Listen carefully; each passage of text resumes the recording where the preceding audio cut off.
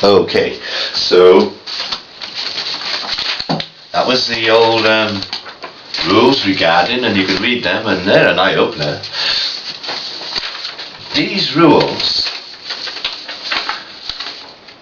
how the average citizen can ask or hold this council accountable for anything based on these rules is frankly amazing. How they can do it, I don't know.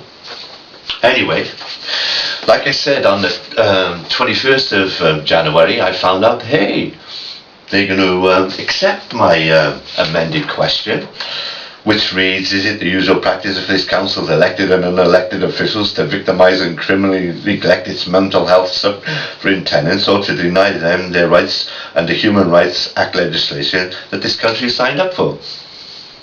Well,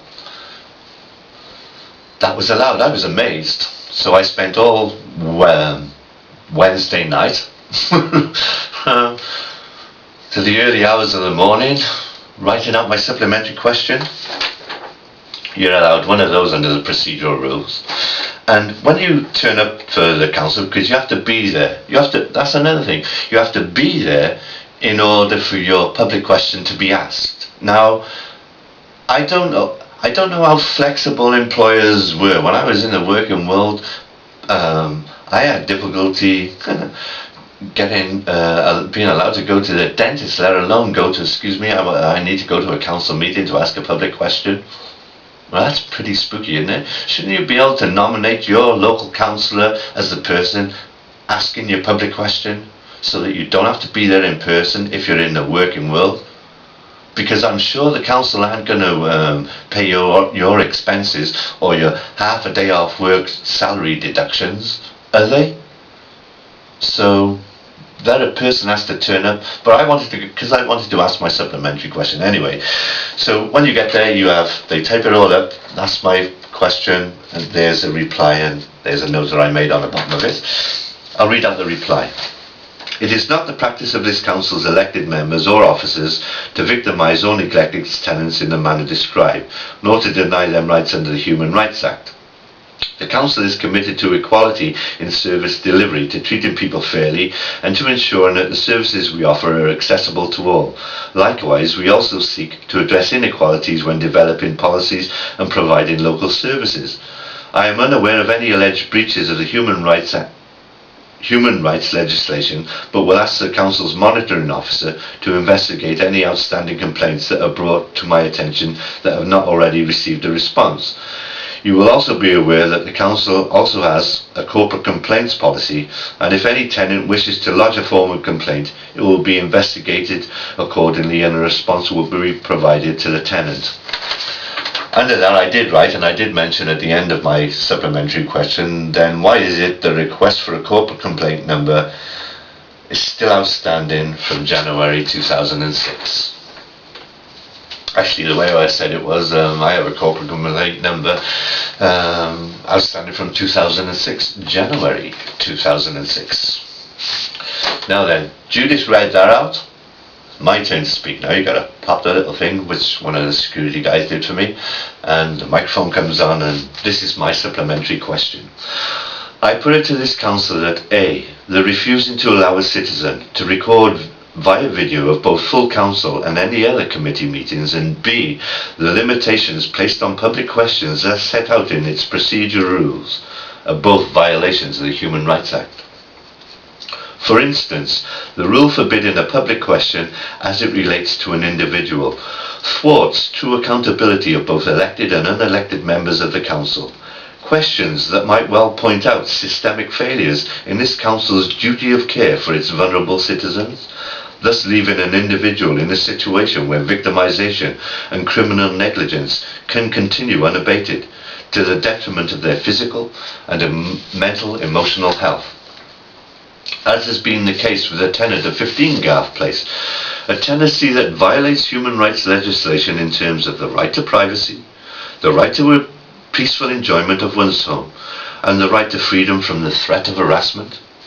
Finally, I ask this council to call for a public inquiry as to why the Welsh Assembly Government has knowingly allowed this council to flaunt these rights for so long, aided and abetted, as both have been, by South Wales Police, the IPCC, and the Police Authority and the BBC, to name but a few, so that no vulnerable adult has to suffer for 9 years at the hands of an uncaring council ever again, as documented in the blogs and videos available at http://bbccrazydave.blogspot.com, which at their core have the greatest good to the greatest number as their primary motivation. I did that right on there. Do I have a seconder? But in the fluster of the moment, I believe I forgot to ask that. So that's my supplementary question. I think you have to go to first causes first and question the legality of the rules or the procedural rules, and things like accountability and what they call them, citizen journalists.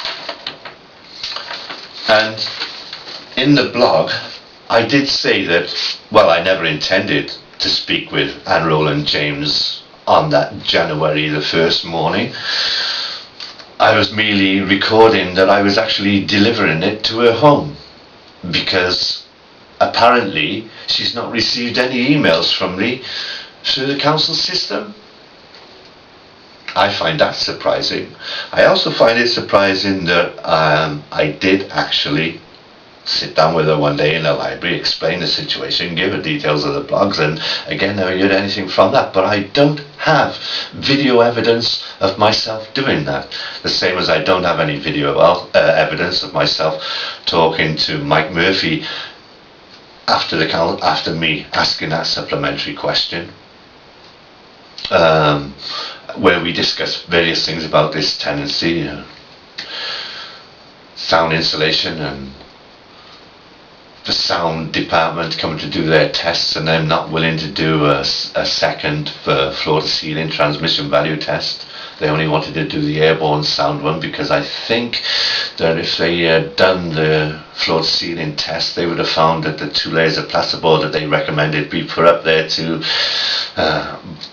deal with that actually exacerbated the situation. But there we go, gotta make this short, just to get it up there and on the World Wide Web, and maybe some people might see it, and I'm going to send it to the usual suspects anyway, and we'll see what the BBC got to say about that. Like, it's a great time for burying bad news, isn't it, Mr. Thompson?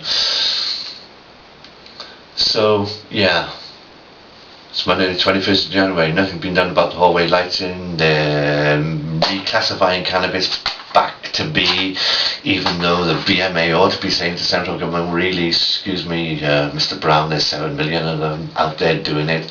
We really ought to be taking, advising them, look, you're using it, drink it, eat it, don't friggin' smoke it. And lots of other issues. Oh, gotta admit it, maybe where we can chat a bit more. So yeah, limitations, set out procedure rules, violate the true accountability. I wonder if I have to, resubmit another one now about the housing revenue account, like I chat with Mike. There wouldn't be 30 million now in the general fund in rent rebates if all council tenancies were a housing association. There would only be 1.5 million from that lot.